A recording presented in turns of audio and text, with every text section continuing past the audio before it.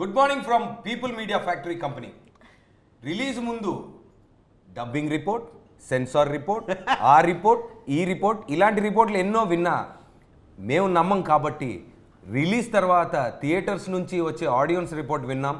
Thank you so much and congratulations. Thank you so much. Congratulations. Thank you. Congratulations to you. Congratulations. Thank you. బాగుంది.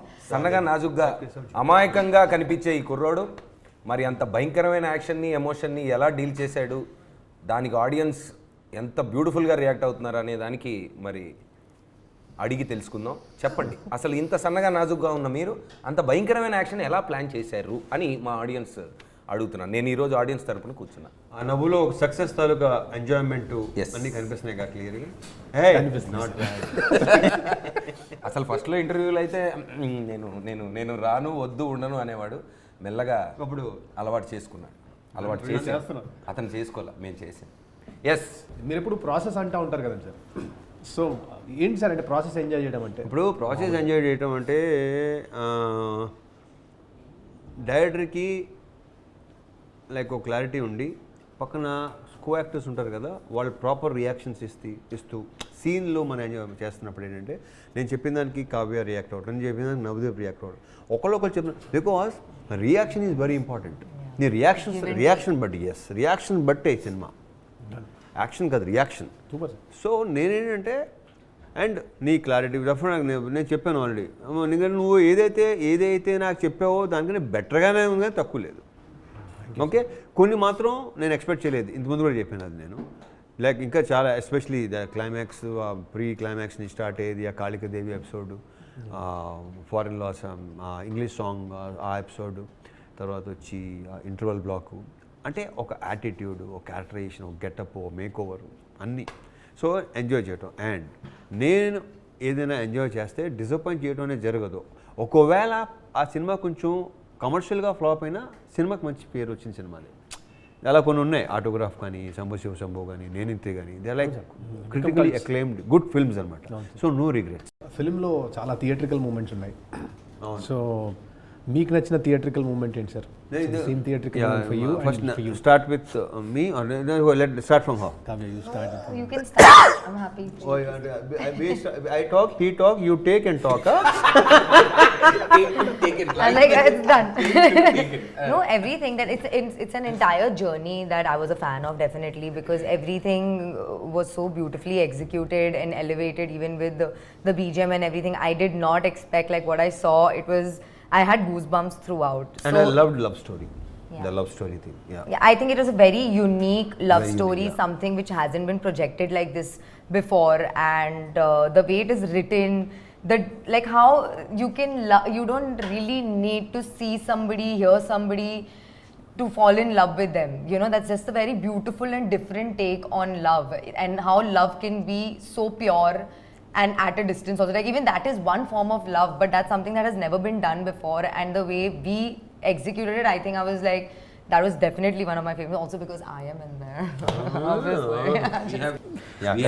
we have seen one side love stories. This is one scope love story. Lot of scope in this scope.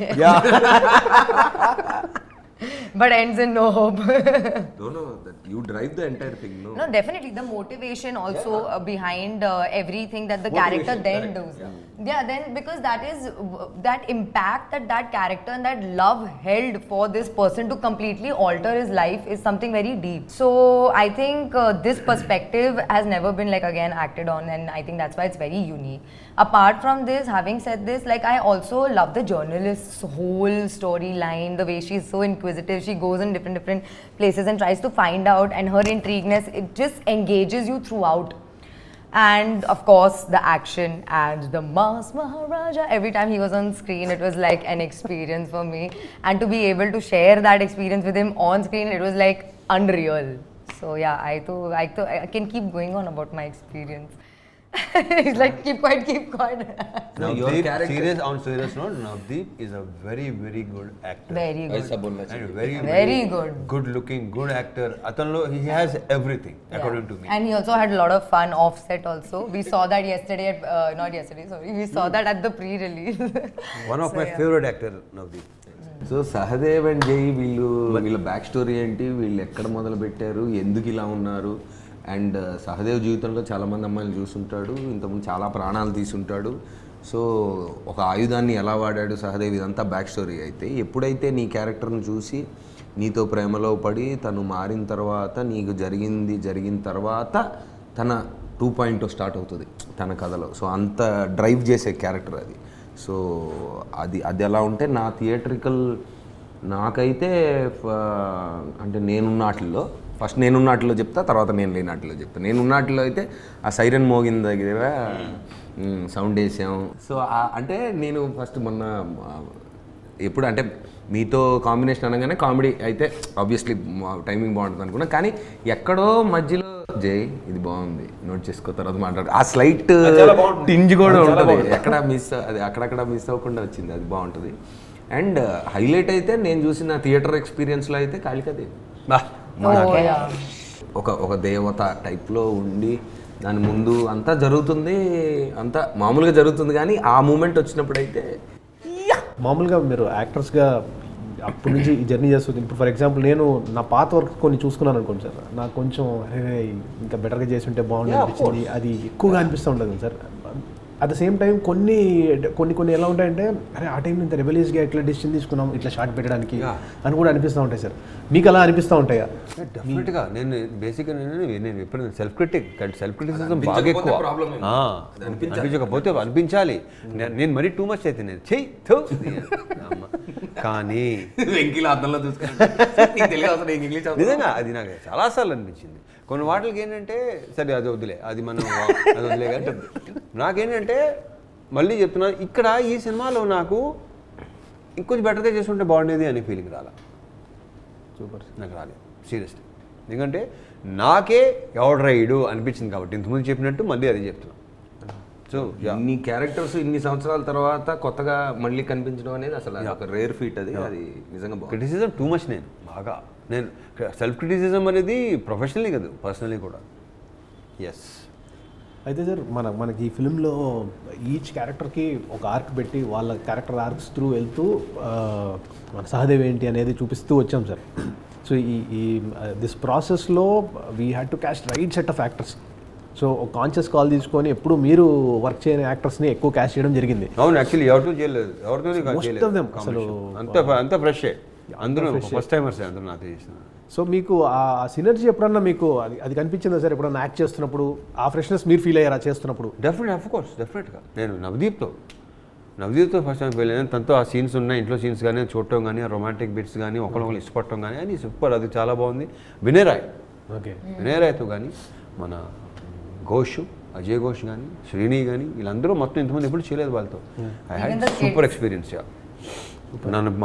అనుపమాతో తక్కువ combination కానీ అసలు మర్చిపోయిన combination లేదు కదా, అన్ని దొంగతనాలు జరిగినాయి ప్రమోషన్స్లో.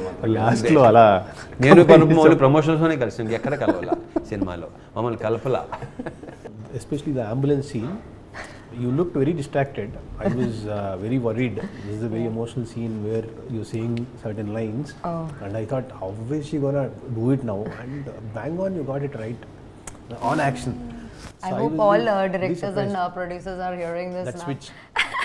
Yes, sir. రోబోలో Rajinikanth. Thank you, sir. So అన్న మామూలుగా డైరెక్టర్స్ అన్నాక మేము ఏవో ఇన్పుట్స్ ఇస్తూ ఉంటాము. ఆ ఇన్పుట్ ఇచ్చిన తర్వాత ఇన్పుట్ని మీరు వాడి ఏదో చేస్తూ ఉంటారు.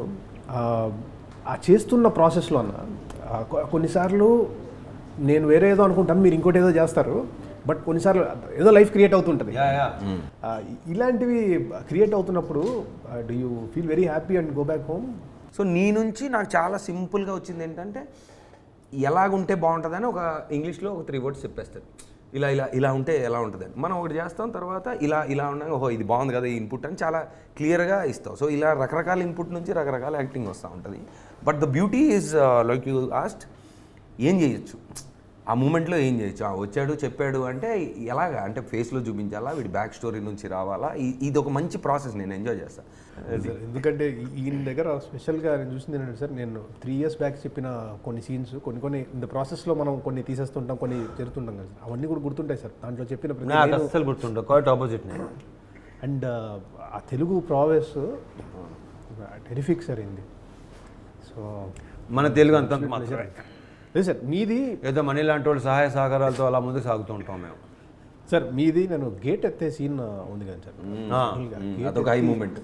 ఒక టిపికల్ క్వాలిటీ చూశాను సార్. మీరు కూడా complete switch on switch off type actor. Yes.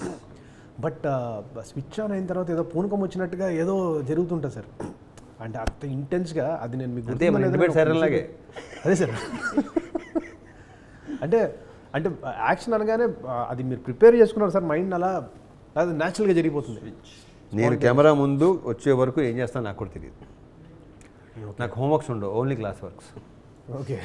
చెప్పాలంటే వర్క్ చేసిన ఇద్దరు డిఓపీస్ కూడా Ameel and Karam both have contributed so much to the film, that story టెల్లింగ్కి. So it is only enhancing the skill which I might have missed. ఇప్పుడు ఆ బొడ్డోడు ఇంకా బొడ్డోడు ఉన్నాడు కదా, పృథ్వీ కదా, ధ్రువన్ సార్. ధ్రువన్ అది ఒకటి నాకు బాగా విపరీతంగా నచ్చింది. ఇది పిల్లోడ్ సైజ్ చేయించడం అనేది నాకు విపరీతంగా నచ్చింది. Super sir. అది యాక్చువల్లీ ఫస్ట్ డ్రాఫ్ట్లో చాలా పెద్ద సీక్వెన్స్ సార్. అది చాలా ప్రాపర్గా మిలిటరీ ఎలా వస్తుంది, ఎలా చేస్తారు, వాళ్ళ ఆపరేషన్స్ ఎలా ఉంటుంది, అవన్నీ కొంచెం రీసెర్చ్ చేసి అలా చేద్దామని అనుకున్నాను సార్. తర్వాత అనిపించింది ఏంటంటే బొడ్డోడుగా తెలియదుగా, వాళ్ళు తెలియదు కదా, ఇలా చేపించడం కరెక్ట్గా ఉంది. పబ్జీ కానీ ఇంకోటి కానీ స్మూత్గా సింపుల్గా చెప్పిద్దాం, వాడి పాయింట్ ఆఫ్ వ్యూ నుంచి ఎట్లుంటుంది. ఎందుకంటే పిల్లలకి ఆ ఇమోషన్ ఆయన కాదు కదా, మామూలుగా చెప్పేస్తారు. ఏం జరిగింది తెలుసా, ఇలా జరిగింది అక్క అని మామూలుగా చెప్పేస్తారు వాళ్ళు. అదే సార్, లేకపోతే డాక్యుమెంటరీ ఫీల్ వచ్చేసి. Exactly, yeah correct.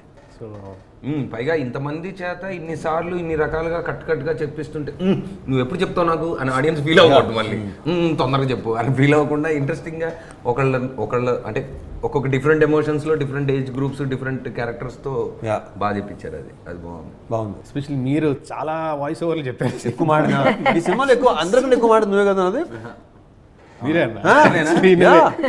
సినిమాతో నీ వాయిస్ వినిపించడం తెలుసా నీకు? లాస్ట్లో అయిపోయిన తర్వాత ఇప్పుడు మనం ముందుకెళ్దాము అంటే తర్వాతకి వెళ్దాం అన్నాక కూడా మళ్ళీ మనోడు కొంచెం నట్లు బొడ్లు బిగించి మళ్ళీ డబ్బింగ్లో మళ్ళీ అంటే సడన్గా దాన్ని ఇటు పెట్టి చాలా బాగా చేశారు. యాక్చువల్లీ లాస్ట్లో కొన్ని ఏది వదలకుండా టైం దొరికేసింది, కమాన్ ఇంకా బిగిద్దామని బిగించారు. వర్కౌట్ అయినాయి. ఈ సినిమా రైటింగ్ చాలా టిపికల్ రైటింగ్, ఎందుకంటే చాలా వరకు క్యారెక్టర్స్ని హాఫ్ వే ఓపెన్ చేసాం. Especially main which I didn't expect actually. అదే సార్, అంటే ఎస్పెషలీ మీ క్యారెక్టర్ని ఈయన క్యారెక్టర్ని హాఫ్ వే ఓపెన్ చేసాం. మిగతా క్యారెక్టర్స్ అన్నిటికీ ఏదో చిన్న ఒక స్టార్ట్ ఎండ్ ఆర్క్ ఇచ్చాము. ఇద్దరు క్యారెక్టర్స్ని హాఫ్ వే ఓపెన్ చేసి we took through the art. So దానికి బిగినింగ్ ఏంటనేది ఇంకా క్వశ్చన్ మార్క్ పెట్టాం, అది తర్వాత ఎక్స్ప్లోర్ చేద్దాం అనే పర్ఫెక్ట్. సో రిస్కీ కాలే. ఆ రైటింగ్ ప్రాసెస్లో నాకు మణి గారు డైలాగ్స్ మామూలుగా వచ్చి చెప్తున్నప్పుడు కొన్నిసార్లు నేను అది ఈ తెలుగు ఏంటి కొంచెం హెవీగా ఉంది అని అనిపించేది. ఎగ్జాక్ట్, కొంచెం ఆ ఫీలింగ్ నాకు కూడా ఉండేది. కానీ దానికి అర్థం చెప్పిన తర్వాత ఇది కరెక్ట్, ఇది వాడాలి, ఇది కరెక్ట్. స్లోగా I got use to it. About dialogues you understand? And and the easy. They are very poetic also in a way, like I feel. But they make so much sense that you cannot like. I think that's what you're. Exactly. Meek in the process lo you started getting liking it and loving it. No, what is the actually. Okay. The process lo దాన్ని enjoy చేస్తూ వెళ్ళారు. చేసాను, అవును. అందుకనే ఒకటి చెప్పింది, దానికి అర్థం ఏంటి ప్రతిదీ అడిగి నేను దాన్ని చెప్తుంటే చాలా బాగుండేది. అండ్ కొన్ని ఏం చెప్పినా కొన్ని మాట్లాడుతుంటే అంటే తన పదాలు కొన్ని ఎలా ఉంటాయంటే అర్థం అడగాల్సిన అవసరం కూడా లేదు అనిపించేటట్టు ఉన్నాయి దీంట్లో. ఐ థింక్ సింపుల్గా ఫైనల్గా ఏంటంటే మీ అందరికీ థ్యాంక్స్ చెప్పాలి సార్. సార్ మేజర్లీ మీకు నేను నీ క్యారెక్టర్ అలాంటి క్యారెక్టరేషన్ డిజైన్ చేసి నేను కూడా నీకు థ్యాంక్స్ చెప్పుకోవాలి సార్. అంటే ఆపర్చునిటీ అండ్ ఇలాంటి యాక్టర్స్ అందరినీ నెక్స్ట్ మీ డైరెక్టర్స్ అందరూ మాత్రం ఇప్పుడు ఇతను బాగా కొత్తగా చూపించాడు, ఇప్పుడు ఏం చెయ్యాలి అని ఒక థాట్ ప్రాసెస్లో పడతారు. మంచి థాట్ ప్రాసెస్. అసలు నువ్వు అసలు నువ్వు వరకు నీ సక్సెస్ అది ఎంజాయ్ చేయి. అసలు నువ్వు ఎవరికి థ్యాంక్స్ చెప్పుకోవాల్సిన అవసరం లేదు. ఓకే,